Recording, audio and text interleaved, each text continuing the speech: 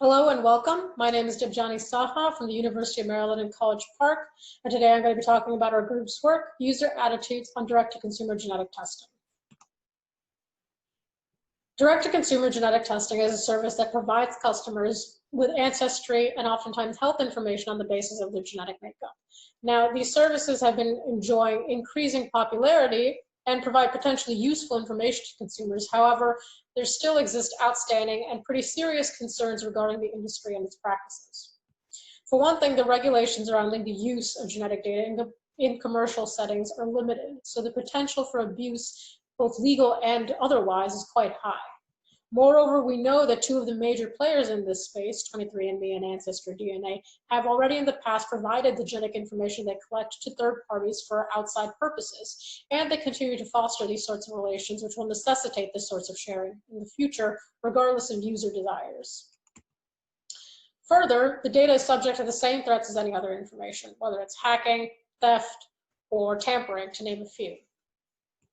Moreover, genetic data has its own unique risks, as it contains a wealth of personal and familiar information that essentially renders it difficult, if not impossible, to anonymize. And this reality has been highlighted by one of the co-founders of 23andMe herself, in that it's a fallacy to think that genomic data can be fully anonymized. This has been brought to bear through numerous studies that have demonstrated the ease of re-identification of genetic data.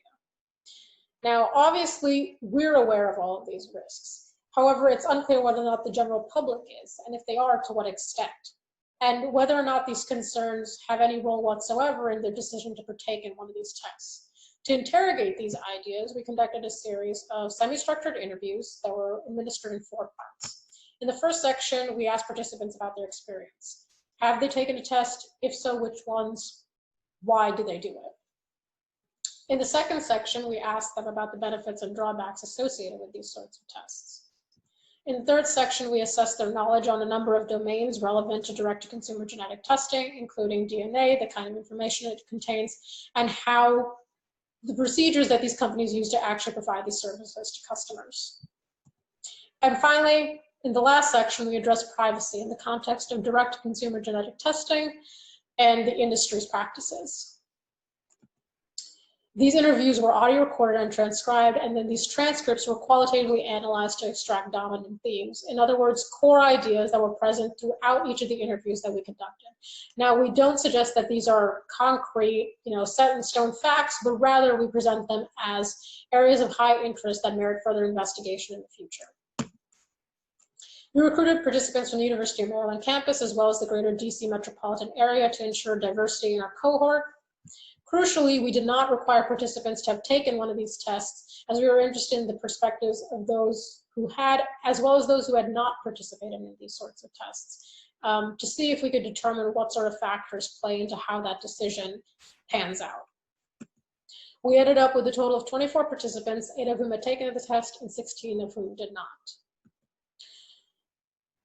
The primary findings, as I mentioned, of this study were these themes. The first of which was that privacy is a general concern, but it's not a personal one. Further, sharing of the data should be for the greater good and do no harm. Third, user desires emphasize integrity of the data and reflect the need for better communication on the part of the companies administering these tests. And finally, the unique consequences of the nature of genetic data are poorly understood.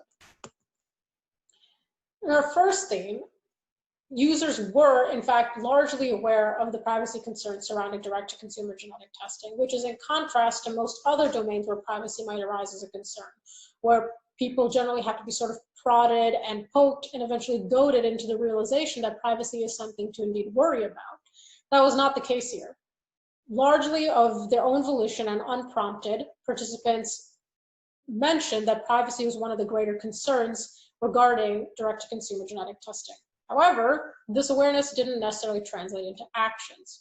And 2 of the reasons for this are ones that are often found throughout the privacy literature. The first of which is this notion of privacy resignation, which was expressed to us by participants as the ideas that nothing is secure, that their data is already out there, that they're not important enough to be hacked, that they have nothing to hide, and privacy fatigue. The second idea was this notion that the benefits of taking these tests, the ancestral information and health information, outweigh the risks associated with them. We do note that participants with personal privacy concerns, in other words, those who weren't just aware of the general privacy concerns surrounding these tests, but were themselves personally concerned for their own privacy, generally abstained from testing. Sharing should be for the greater good and do no harm.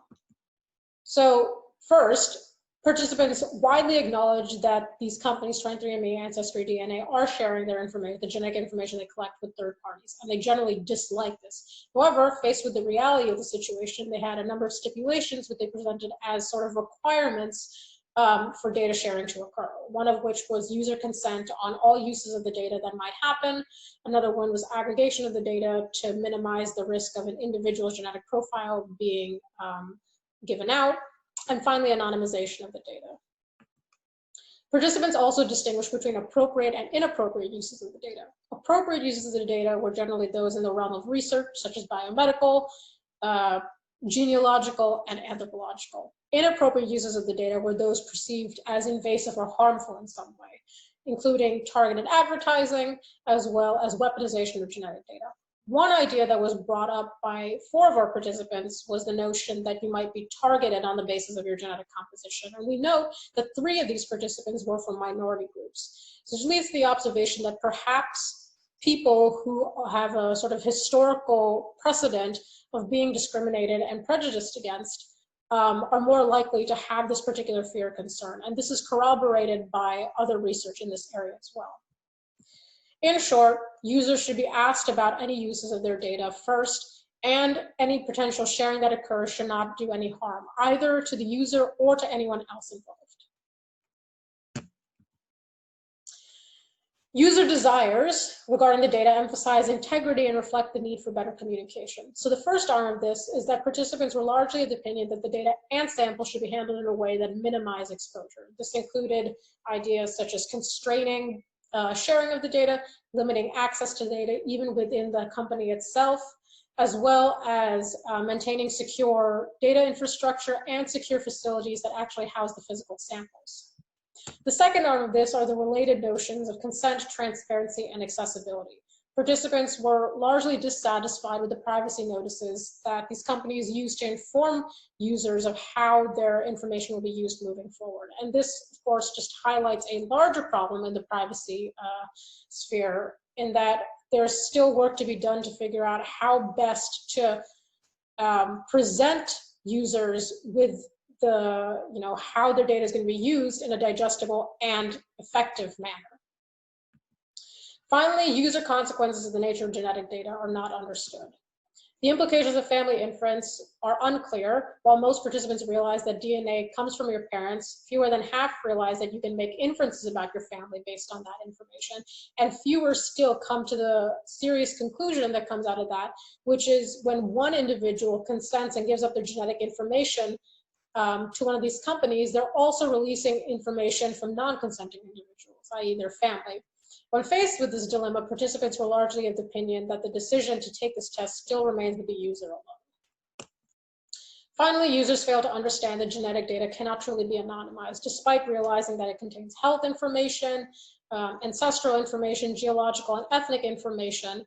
Despite knowing how much personal information is contained within DNA, participants fail to make the leap to realize that this information can't really be anonymized.